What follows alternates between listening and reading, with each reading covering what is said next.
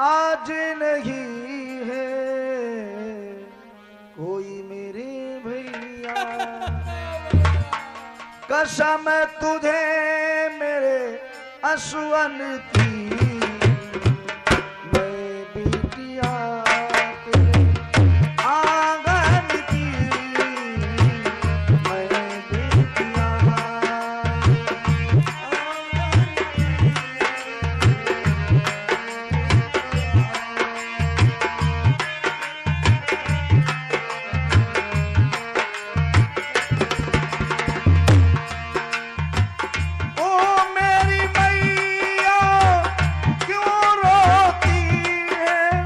अरे नाई तुम क्यों रो रहे हो? क्या करें महाराज, हमारी तो बेटी है। बिटिया पराया धनी होती है, धनो बालो हाय, धन बालो या निर्धन की,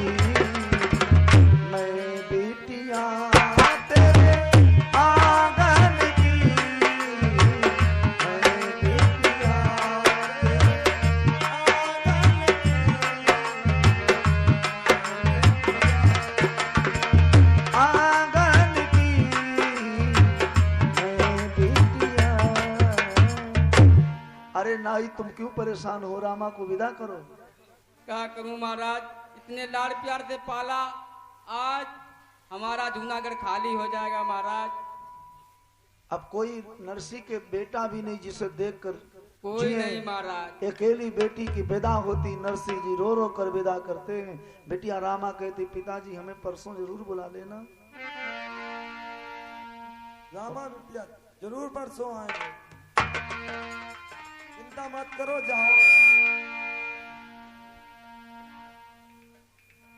आज नरसी ने रामा को विदा कर सेठ बंसा जी विदा करा के चले हैं।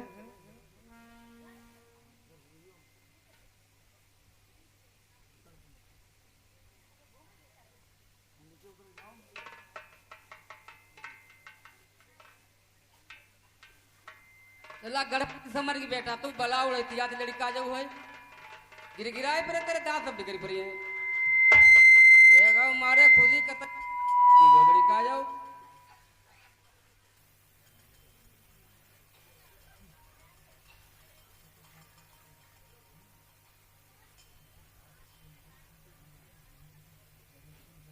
चलो महाराज यही समझ तुम्हारे।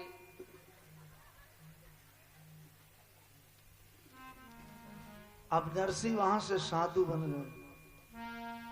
अब नाई तुम्हारे सेठ जी क्या करेंगे? सेठ जी महाराज इंतजाम तो बहुत कहते हैं, दिखाओ नहीं। नरसी ने जो पाया सो दान में बिटिया को दे दिया। तभी दे दो महाराज, रखो का बाकी। अब कुछ शेष नहीं बचा।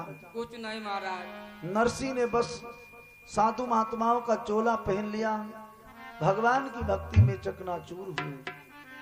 अब तो सन्यास ही लेने में फायदा। इधर रामा को गए हुए मेरे दोस्तों 25 वर्षें बीत गई।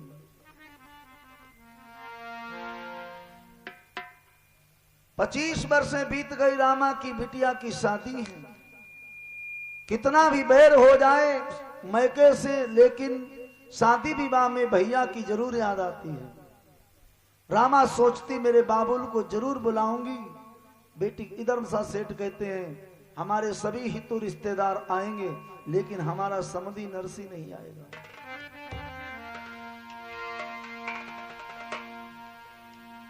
तो रामा दिन भर काम करती रही, शाम को अपनी सासू जी के चरण दबा रही और अपने बाप की याद आ गई। सांस उठकर बैठी, बहू तुम रो रही हो? हाँ सुनो क्या तकलीफ है? कि जा दिन ते मेरो ब्याह जा सिरसागढ़ में आई हूँ, ना जाने कौन तकसीर बनी मैंने बाबुल ना ही बुलाई।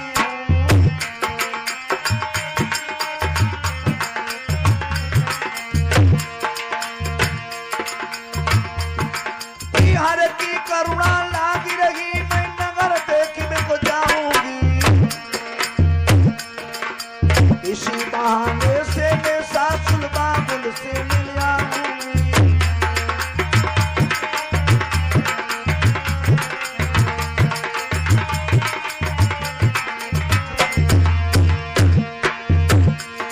कोई कामदार बुलवाई लो ने खबर ससुर से भिजवा दो। रामा जूनागढ़ जाएगी कोई जल्दी से रथ सजवा दो।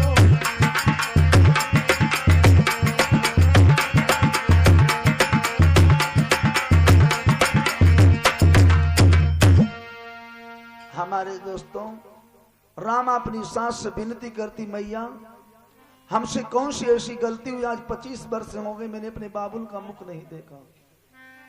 सास बोली खामोश, मर गया तेरा बाप, मर गई तेरी मां, 25 वर्ष हो गई बनकटा ने खबर नहीं ली बिटिया जिंदा या मरी, आप तू बाप के मारे मरी जा रही। रामा बोली मैया मेरे बाबुल को ऐसो मती बोलो। देखो बेटी के बाप के लिए कुछ कह दो बेचारी कल उठती है, सब कुछ सजा दे दो, लेकिन हमारे बाप के लिए, क्योंकि बेटी बाप की तौहीन कभी नहीं करती।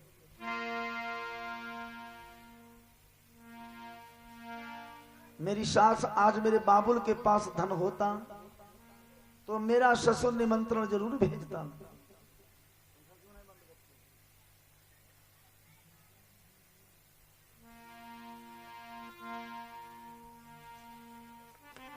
आरे चाइला का भरे होए घरमा मोती,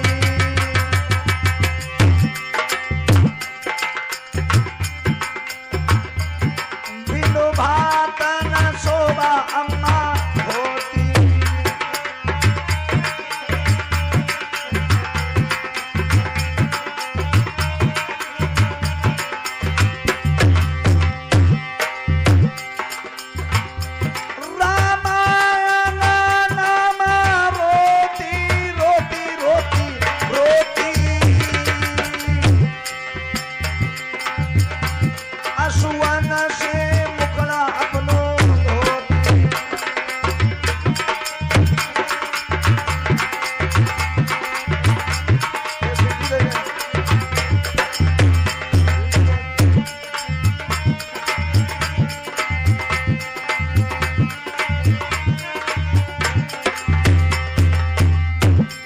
आज रामा रो रो के बोली मेरी माँ हमारे बाप को ऐसा मती बोलो, जैसो बन पड़ेगो तैसो भात लेके आवेगो। सास बोली भात लाएगा कहां से, फटे हुए कपड़ों में तेरी मैया का आया ढांक के रहती, तेरा बाप भीख मांगता है, कोड़ी कमड़ी पास नहीं, भगवान के गुण गाता। तो रामा रो के बोली मां अरे तेरो मानूंगी ये शान सासन को भिजवाए दो पाती।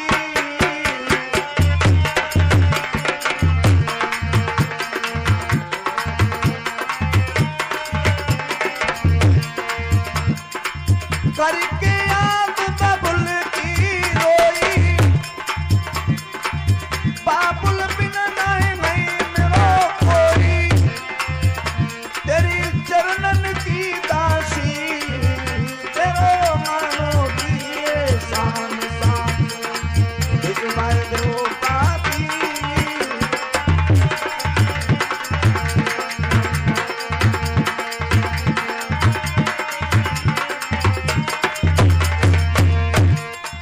जैसो बनई तैसो ना दैगो,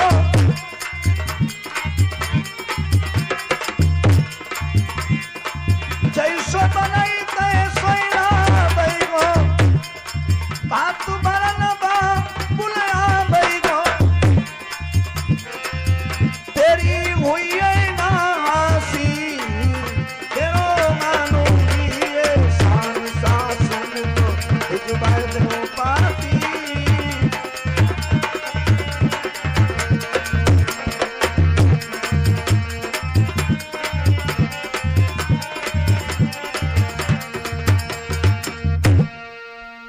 अच्छा रामा रोकर बोली मैया मेरे बाबुल के लिए एक पत्री लिखवा दो, और जैसो बन पड़ेगो तैसो भात लेके जरूर आवेगो।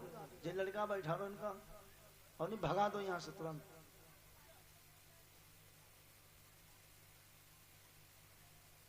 हमें कहना पड़ता है। देखो बहू का दिमाग खराब हो गया, मैके जाने के लिए रात भर रोती रही।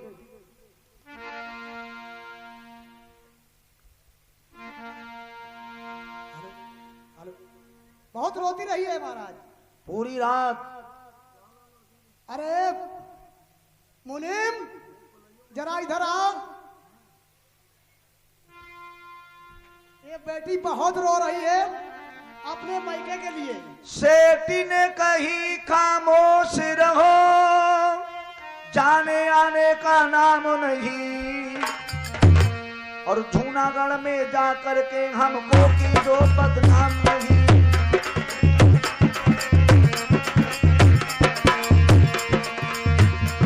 वो नंगा है भिखमंगा है, तरसे अब दाने बाने को,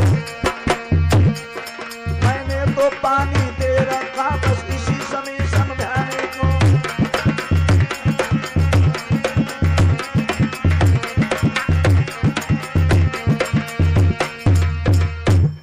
मनसा सेठ कहने लगे बहू तुम्हारा दिमाग खराब हो गया, जाने आने का नाम नहीं, हम सेठ साहूकार हैं और तुम्हारा बाप फटे कपड़ों में रहता है, कहां से भात लावेगा, और तेरी माँ फटे कपड़ों में अपनी काया ढक के रहती है। सेठानी कहने लगी सेठ जी मैंने बहुत समझाया, भात की चिट्ठी लिखाओ। अगर नहीं मानती है तो अभी मैं चिट्ठी लिखवाता हूं। चिट्ठी लिखवाओ, ऐसी चिट्ठी लिखाओ वो चिट्ठी को पढ़ के गांव छोड़ के भाग जाए।